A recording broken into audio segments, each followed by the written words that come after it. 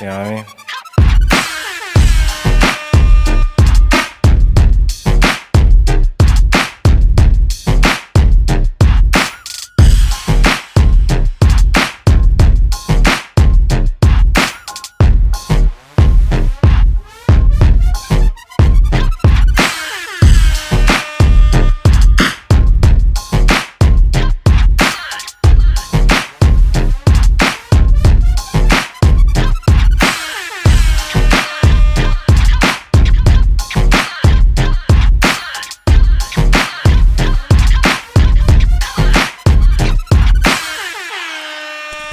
Yo! The Higher Grounds Philippines, pinasastig unang bara 2025. Nandito na tayo ngayong gabi sa kabilang dulo. Shoutout sa lahat ng suportang tunay. Shoutout sa mga nanonood sa bahay nila. Shoutout sa lahat ng nanonood ng live. At syempre shoutout sa nagpahiram ng venue natin ngayong gabi sa Sir Bonnie. Curfew Bar Mag-ingayo. Yeah! Syempre palaging shoutouts kay Sir Aris Christian Miliora. Syempre shoutouts kay Mayor Liam Cesar ng Rosales. At syempre shoutouts sa Groove Department at Pangasinan Hype Crew. MC Clinton is in the building, alam nyo na yan. Non-tournament battle ang parating ngayong gabi. Sa kanan ko, galing Santa Barbara pa, mag-ingay para kay MC Kid. Yeah!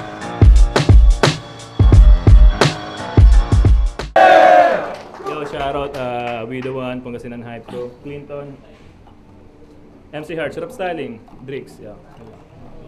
Sa kaliwa ko naman, Dagupan City represent, mag-ingay para kay Prospect. Yeah!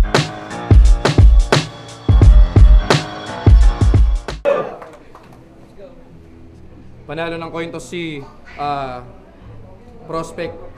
Pinili niya mauna. Unang banat para kay MC Kid Makinigo. Check, check, check! Rinig lahat, no? Rinig, no? Rinig. Malinaw, malinaw.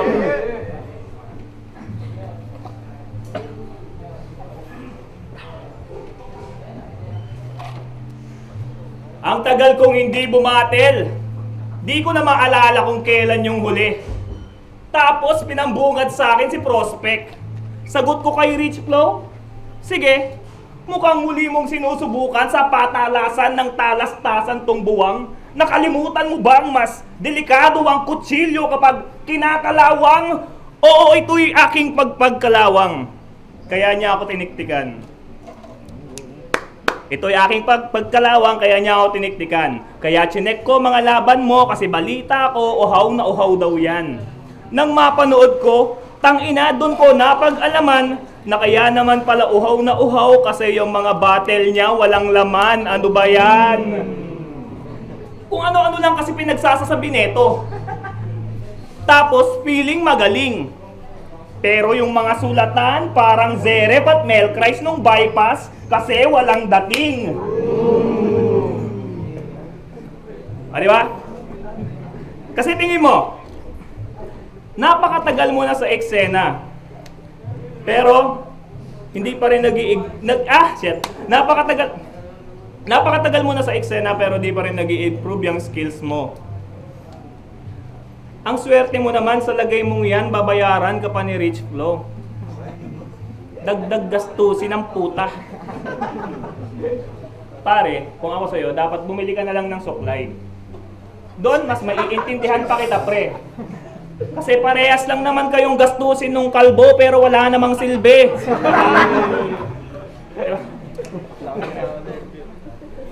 Napakatagal mo na sa eksena.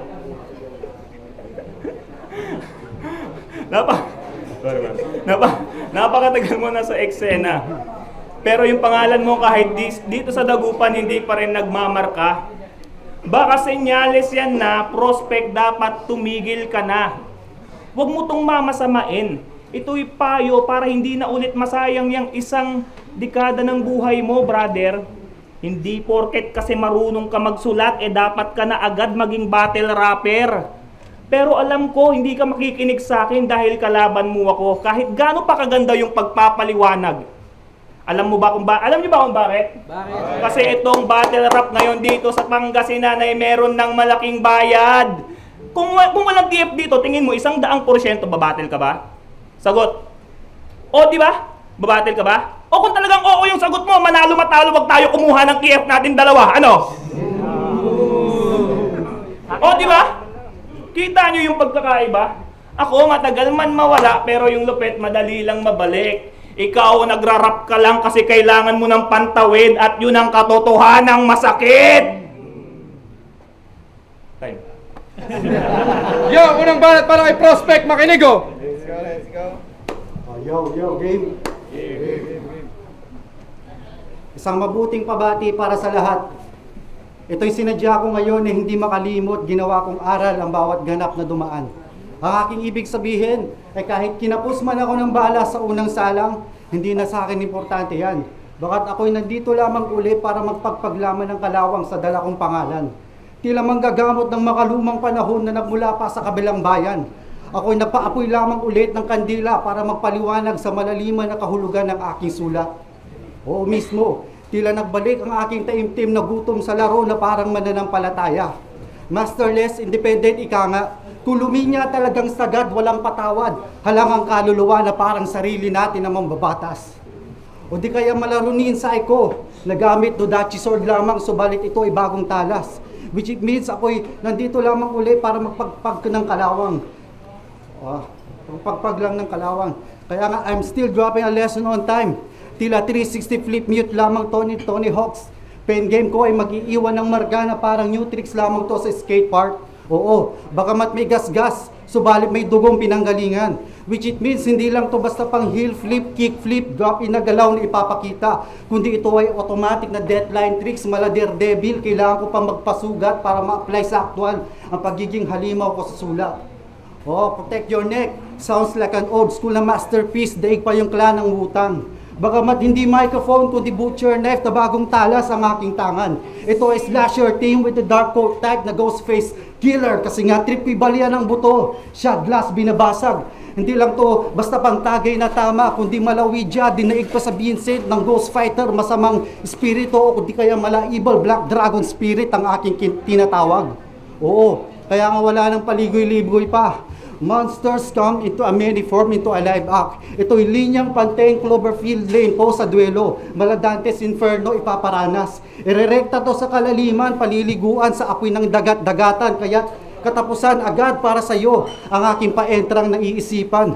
Blood runs into a river. Malagari Ridgeway to. Gamit ko'y Malagari Ridgeway to, bubutasan ko to sa bumbunan. Gamit ko'y driller killer. Hindi ko to pakikitaan ng awa. Oo, kaya nga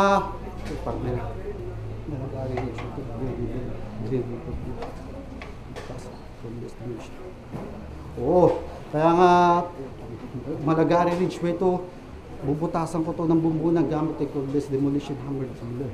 Oo, kaya nga ito'y magmamarka at magkakasugat na tila magmamarka at magkakasugat. Oo, kaya nga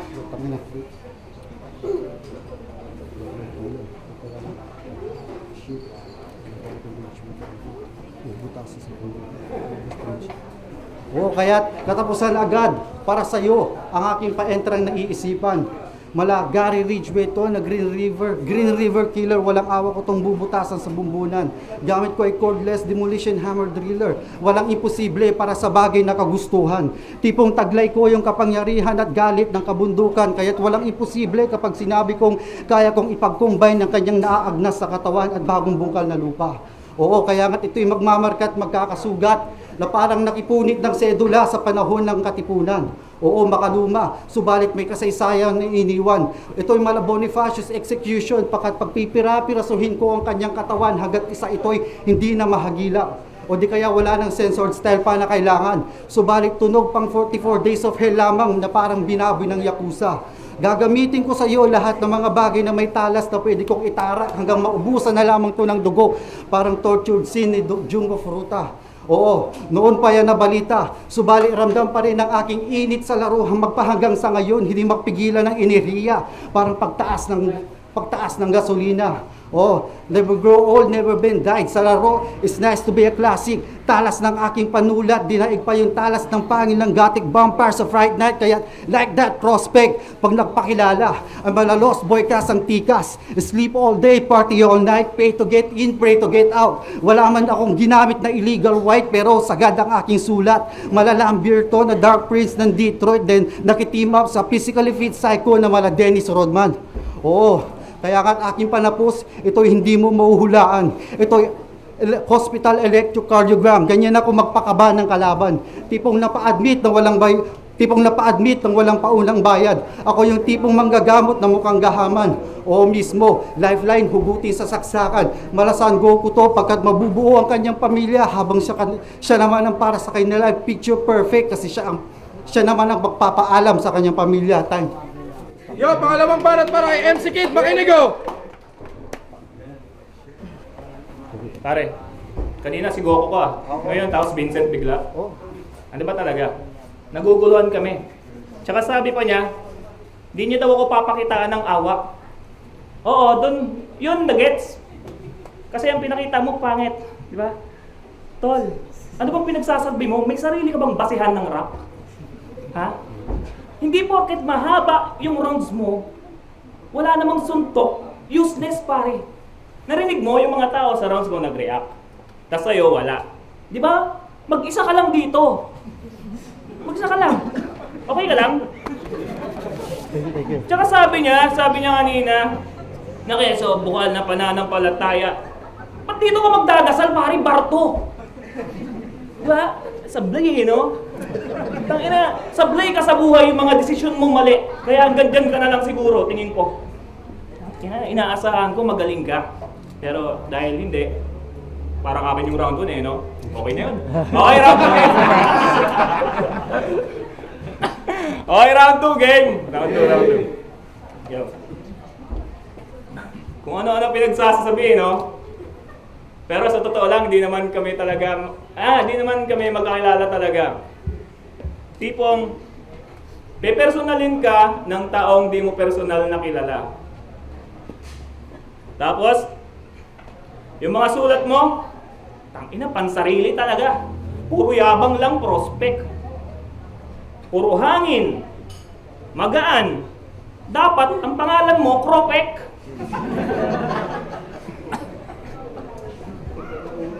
Diba?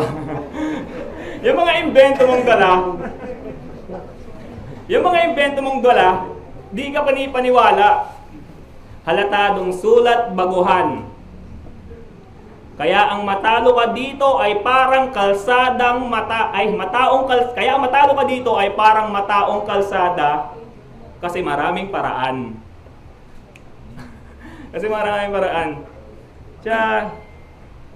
Tulad ng di kita kailangan personalin o saktan. May speed ko lang ng maayos yung round ko, ayos na. Alam ko naman kasing para ka lang ambulansya, yung dala mo mahihina. Alam mo ba na, isang linggo lang talaga ako naganda para itong si Prospect matodas. Tapos siguro kada araw, 1 o 2 oras. Yun lang yun. Tal, paano? Ikaw ba yun? Oo, nangay. Narinig mo naman yung round 1 niya, Tol, no? Natindihan ka ba dun?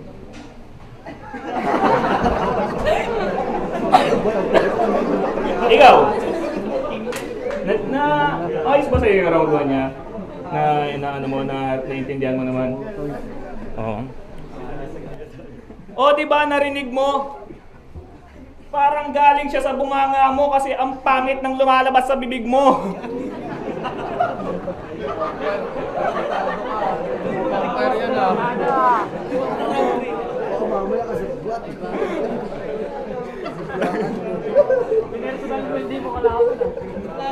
Hindi para sa yun, para sa kanya talaga yung landing pare. Para sa kanya talaga yun ha. Explain eh. Defensive. Time. Yo, pangalawang banat para kay Prospect, makinigo!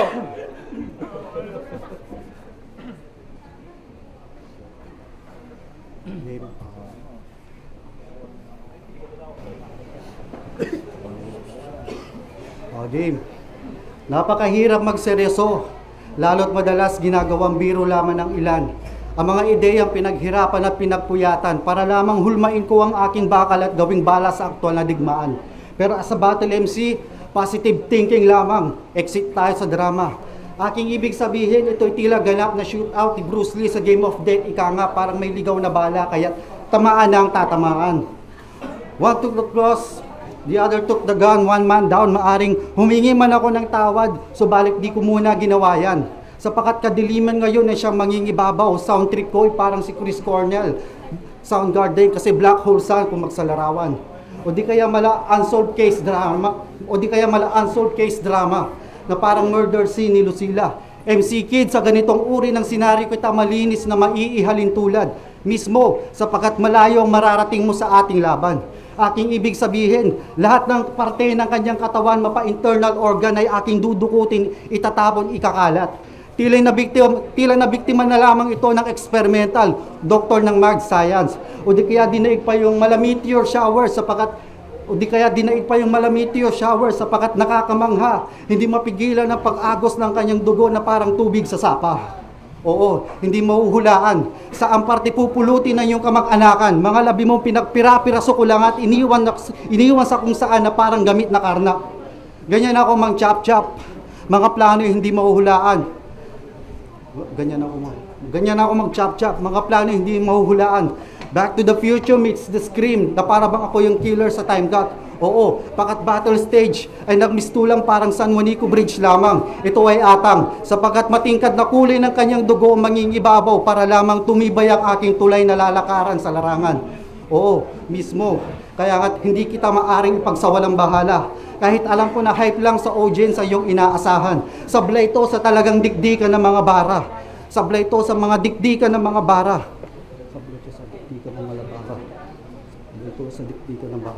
Oo, kaya nga't mahirap tong kalabanin, pero kailangang pakitaan. Tila'y tinaglay ko ang kapangyarihan ng naniniwala sa kaitaas-taasan. Oo, Bible scene, mahilig ako magbasa niyan. Kaya inihalin tulad na lamang kita niyan, sapagat gawa sa itaasan yung kalamnan. Ibig sabihin, parang kaganapan sa Bible verse na Sodom and Gomorrah.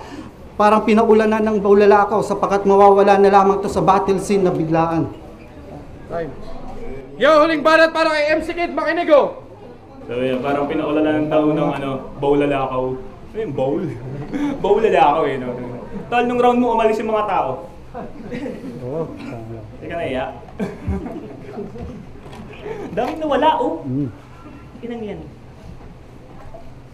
Yo, sa totoo lang, wala talaga akong round 3. Kaya huwag kayong mag-expect ng malakas ngayon. Okay?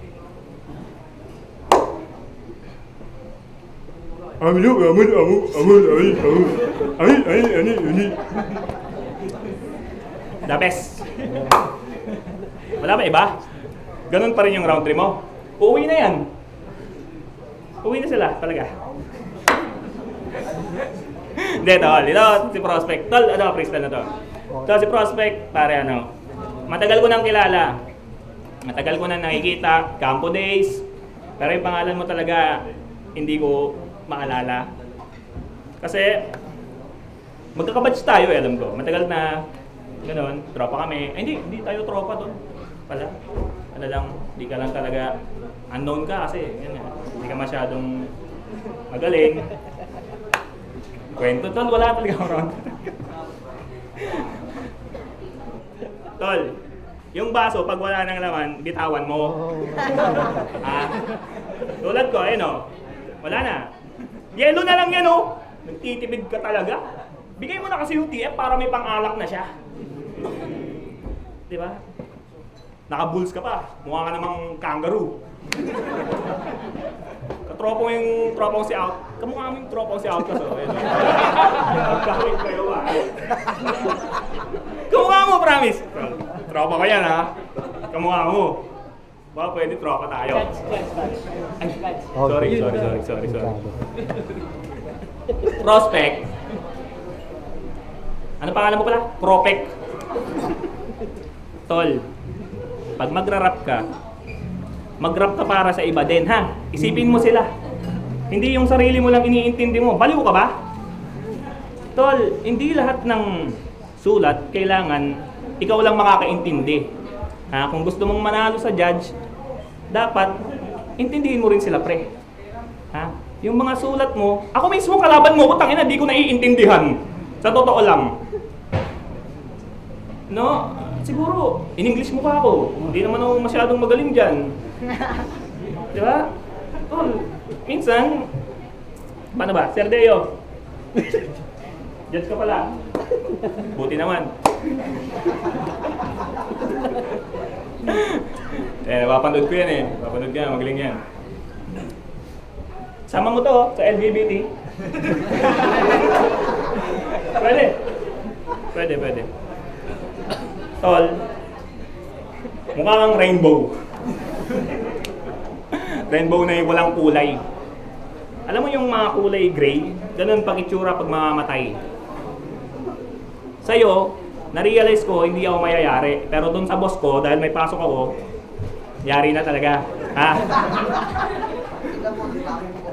Hindi mo naman sinabi ko anong bar eh. Pagkatapos na ito, bounce na ako, tol. Ayoko na, tol. Okay na ako. Nakuha ko na yung round 1 tsaka round 2. Okay na yun, tol. Yo, huling round para kay Prospect, makinig ko! Sorry. Yo, maging seryoso sa lahat. Yan na lamang ang aking pakay. Kaya nga di na ako gaano nagpakita pa ng interes sa ungkatin pa ang full info ng kalaban. MC Kid, kanyang ngalan, subukan natin na tila sa sarili isa larawan.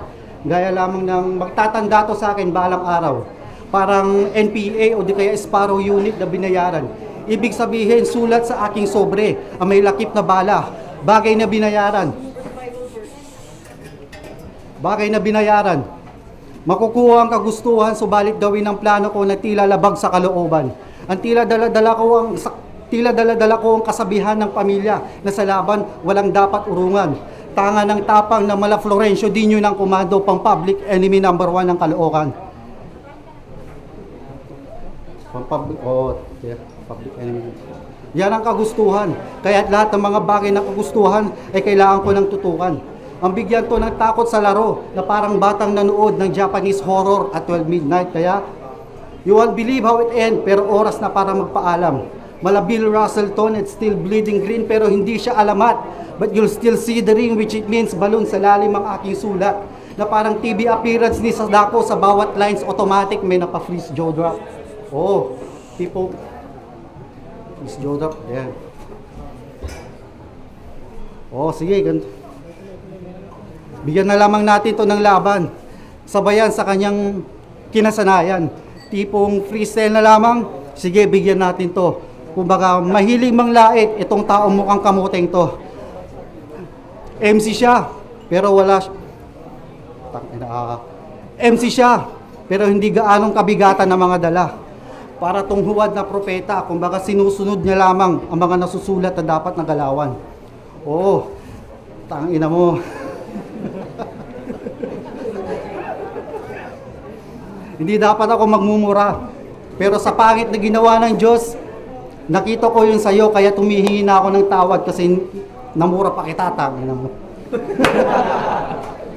Unpredictable tuloy, puta. Sayang ang sulat, pero ganun talaga.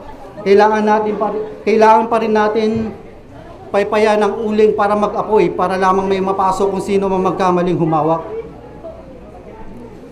Oo, nagmamadali itong mama. Ganon talaga kapag inaapuran na ang kanyang buhay. Tangina. Yo, time! Kung nagustuhan nyo yung labanan, curfew, magiging!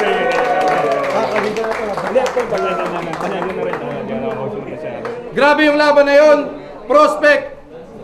Laban kay MC Kid. Non-tournament ka pala yun. Boto ng Horado. Panalo sa laban. 3-2. Magingay para kay MC Kid. No problem. Siyempre, shoutout sa Filipino build kay...